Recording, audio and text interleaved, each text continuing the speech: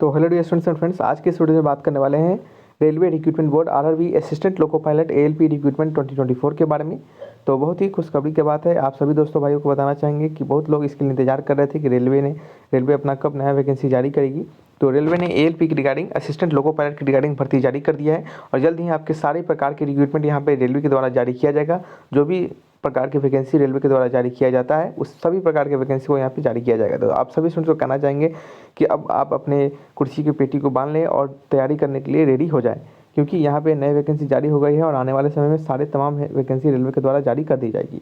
बात करते हैं इस वीडियो में, बताएंगे आपको कि इसके लिए एज लिमिट क्या मांगा गया है, एजुकेशन क्वालिफिकेशन क्या मांगा गया है, सिलेबस क्या रखे गए हैं, सैलरी कितनी मिलेगी, यदि आपका यहाँ पे सिलेक्शन हो जाता है तो काम क्या करना होगा, सिलेक्शन कैसे होगा, तमाम जानकारी को देने का प्रयास करेंगे। तो वीडियो पे बने रहिएगा, कंप्लीट वीडियोस को वॉच कीजिएगा। यदि कोई डाउट हो तो आप हमसे कमेंट बॉक्स में लिखकर पूछ सकते हैं। स्टूडेंट्स सभी दोस्तों भाइयों से यह भी अपील रहेगा कि वीडियोस अच्छा लगे, इन्फॉर्मेटिव लगे तो वीडियोस को लाइक एंड सब्सक्राइब करें और दोस्तों में भी शेयर करें।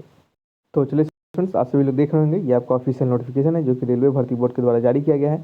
यहाँ पे अगर देखेंगे आप, अगर स्टूडेंट्स आपको वीडियो थोड़ा फास्ट लग रहा होगा तो आप इसे स्लो करके देख सकते हैं। फास्ट बनाने का एक ही मकसद होता है ताकि आपको कम समय में सारी जानकारी दी जा सके। यहाँ पे देख सकते हैं एप्लीकेशन ओपनिंग का डेट है जो कि 20/1/2024 से लेकर 19/2/2024 तक आपका इसका फॉर्म भरने का डेट है और इसके करेक्शन के लिए आपको 20/2/2024 से लेकर 29/2/2024 तक का समय दिया जाएगा ताकि आपका फॉर्म भरते दौरान कोई भी त्रुटि हो गई हो तो आप उसे सही कर सके। ठीक है, यहाँ पे एज लिमिट जो है आपका वो 18 से 30 ईयर का एज लिमिट रखा गया है स्टूडेंट्स। और टोटल है जो आपका 5,696 यानी लगभग सकते हैं 5,696 वैकेंसी पे इस भर्ती को जारी किया गया है।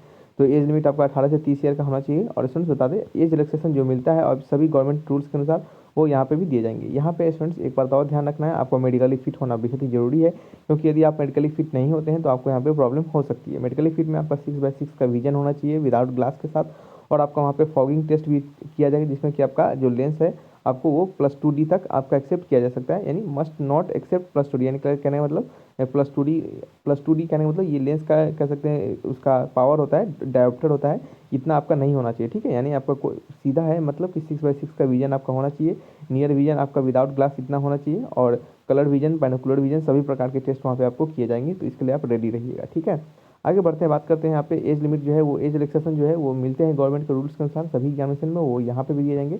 आप अपने अनुसार एज लिमिट को यहाँ पे चेक कर सकते हैं। ठीक है, और स्टूडेंट्स बात करते हैं यहाँ पे आपका जो डेट ऑफ बर्थ है एज लिमिट का वो चेक करने के लिए आप यहाँ से देख सकते हैं कि अनरिजर्व वाले कैंडिडेट को 2/7/1994 से लेकर आगे का कब तक 1/7/2006 तक के बीच में यदि आपका डेट ऑफ बर्थ है तो आप इसके लिए एलिजिबल हो जाते हैं। यदि ओबीसी होंगे तो 2/7/1991 से लेकर 1/7/2006 के बीच में डेट ऑफ बर्थ होना चाहिए, और ST/SC होंगे तो 2/7/1989 से लेकर 1/7/2006 के बीच में आपका डेट ऑफ बर्थ होना चाहिए।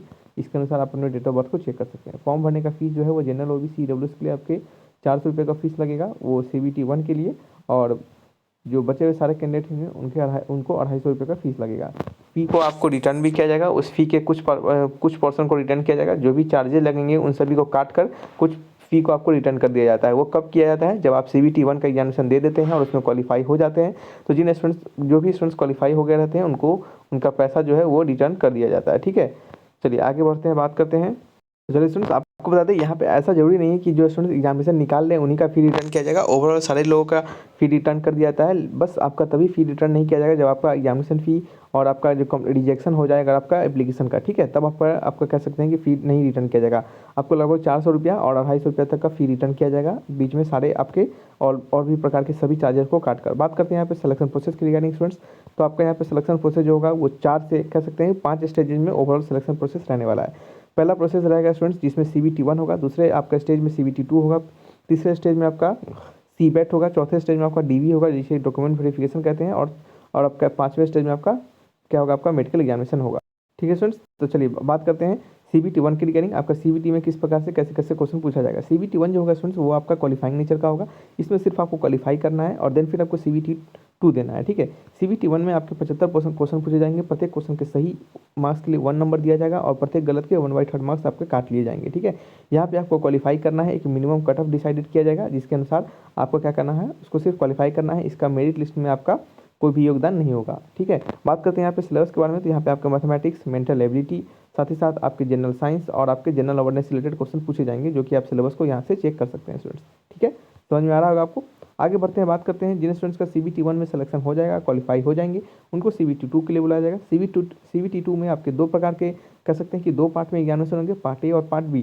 पार्ट ए में और पार्ट बी में क्या होंगे, पार्ट ए जो होगा 90 मिनट का होगा जिसमें 100 क्वेश्चन पूछे जाएंगे, पार्ट बी जो होगा वो 60 मिनट का होगा जिसमें 75 क्वेश्चन पूछे जाएंगे। ठीक है, पार्ट ए में स्टूडेंट्स बात करते हैं, दोनों पार्ट में आपका नेगेटिव मार्किंग 1/3 ही रहने वाला है और टोटल क्वेश्चन 175 क्वेश्चन होंगे और 2 घंटा 30 मिनट का लगभग 2.5 घंटे का एग्जामिनेशन होगा पार्ट CBT 2 का। और सेक्शन जो किस प्रकार से बांटा जाएगा वो हमने आपको यहाँ पे बता दिया है। ठीक है, आगे बढ़ते हैं स्टूडेंट्स, बात करते हैं यहाँ पे सिलेबस के बारे में। तो पार्ट ए का जो सिलेबस होगा स्टूडेंट्स आप देखेंगे तो मैथमेटिक्स होगा, जनरल इंटेलिजेंस एंड रीजनिंग होगा, बेसिक साइंस एंड इंजीनियरिंग होगा। पार्ट बी के सिलेबस में जिस आपका जो भी ट्रेड में आप एप्लीकेशन को भरे होंगे, जो भी आपका क्वालिफिकेशन होगा उस क्वालिफिकेशन उस ट्रेड के आधार पे आपका सिलेक्शन कह सकते हैं कि क्वेश्चन पूछा जाएगा पार्ट बी में। ठीक है, अगर आप देखेंगे ट्रेड और पार्ट बी के क्वेश्चन के बारे में और सिलेबस के बारे में जो कि आप यहाँ से चेक कर सकते हैं, यदि आपका mechanical engineering and combination of various stream of mechanical engineering रहेगा तो उसके लिए ट्रेड और सब्जेक्ट किन किन को पूछा जाएगा, जो फीटर से होंगे, मैकेनिक्स होंगे, ट्रैक्टर मैकेनिक्स होंगे, इन सभी को पूछा जाएगा। तो अगर आप यहाँ पे देखेंगे तो यहाँ पे क्वालिफिकेशन ऑफ कैंडिडेट हो जाएगा और यहाँ पे ट्रेड और सब्जेक्ट ऑफ चॉइस हो जाएगा। ठीक है, आप इसको सब्जेक्ट वहाँ पे चुन सकते हैं, समझ रहे हैं आप।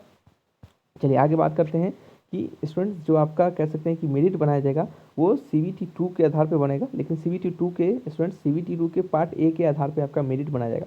यानी पार्ट बी जो रहेगा यहाँ पे जो ये सभी हमने बताया है ट्रेड वाला क्वेश्चन सब वो आपका क्वालिफाइंग नेचर करेगा, इसमें आपको सिर्फ क्वालिफाई करना है और CBT 2 के पार्ट ए के आधार पर मेरिट बनेगा। फिर नेक्स्ट जब आपका CBT 2 निकल जाएगा, लेकिन एक बार ध्यान से सुनिएगा स्टूडेंट्स, ये जो आपका CBT 2 के पार्ट बी का जो सिलेबस है उसमें आपको यानी CBT 2 के पार्ट बी का जो क्वेश्चन आएगा उसमें आपको क्वालिफाई करना बेहद ही जरूरी होगा, क्योंकि उसमें यदि आप क्वालिफाई नहीं करते हैं तो आपको प्रॉब्लम हो सकती है। अगर बात करते हैं अगर CBT 2 में पार्ट बी में क्वालिफाई कर लिए हैं, CBT 2 के पार्ट ए में भी आपने क्वालिफाई कर लिया है, ओवरऑल सारे कट ऑफ को निकाल लिया है, तो आपको CBET के लिए बुलाया जाएगा। CBET में क्या होंगे आपके अलग अलग प्रकार के यहाँ पे कह सकते हैं कि क्वेश्चन पूछे जाएंगे, अलग अलग इसमें क्या होते हैं आपके इसको कहा जाता है अलग अलग आपके कह सकते हैं इसमें क्योंकि उससे सेक्शन होता है। ठीक है, जो कि अभी हम दिमाग से मिस हो गया था, अलग अलग सेक्शन होता है या फिर अलग अलग बैटरी टेस्ट होता है जो कि आप यहाँ पे लिखा हुआ देखेंगे भी। ठीक है, तो इसके आधार पर क्या होगा यहाँ पे सिलेक्शन होगा और आपको प्रत्येक सेक्शन में प्रत्येक बैटरी टेस्ट में आपको क्या करना है, क्वालिफाई करना पड़ेगा।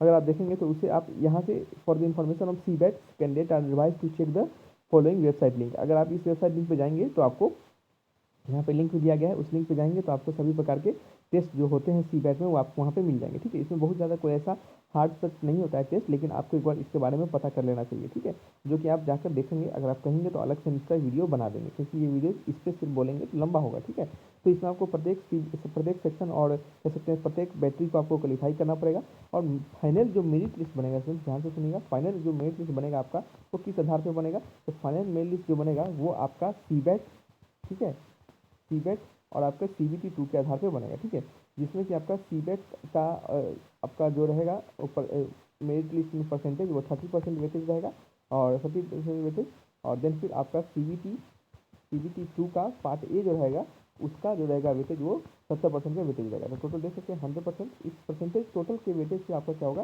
सिलेक्शन किया जाएगा और इसी के बेसिस पे आपका एक फाइनल मेरिट लिस्ट बनाया जाएगा। उस फाइनल मेरिट लिस्ट में यदि आपका नाम आ जाता है तो समझिए आप सिलेक्शन हो चुका है आपका, फिर आपको DV के लिए बुलाया जाएगा और देन फिर आपका मेडिकल होगा। ठीक है, समझ रहे हैं आप। बात करते हैं यहाँ पे कि आपका CBT 2 के पार्ट बी का क्या होगा, तो CBT 2 के पार्ट बी का सिर्फ क्वालिफाई करना है उसमें, ताकि आप CBET को दे सकें। ठीक है, देखिएगा समझिएगा कि कैसे हमने कहा कि वेटेज कैसे बनता है। जैसे मान लीजिएगा कि आपका CBT 2 के पार्ट ए जो है उसका 90 क्वेश्चन है, उसमें मान लेते हैं 90 नंबर का है, उसमें आपको 70 नंबर आया तो 70/90 किया जाएगा और उसका 70% का वेटेज निकाल कर आपका जो भी मार्क्स आएगा उसको, और आपका CBET में मान लेते हैं CBET आपका कितने नंबर का है, थोड़ा जैसे मान लेते हैं 100 नंबर का है, इसमें अगर आपको 85 या 68 आ जा रहा है तो इसका क्या करेंगे, इसका 30% से इसका वेटेज निकालेंगे, जो भी नंबर आएगा इस नंबर को और इस नंबर को, मान लेते हैं ये 20, ये मान लेते हैं इसको हम अगर x आ गया, ये y आ गया, तो टोटल नंबर x + y हो गया और इस आधार पे x + y के आधार पे आपका कह सकते हैं कि मेरिट लिस्ट निकाला जाएगा और ये x + y जिसका ज़्यादा रहेगा उसका मेरिट लिस्ट में आने का चांस ज़्यादा रहेगा। तो शायद आपको समझ में आ गया होगा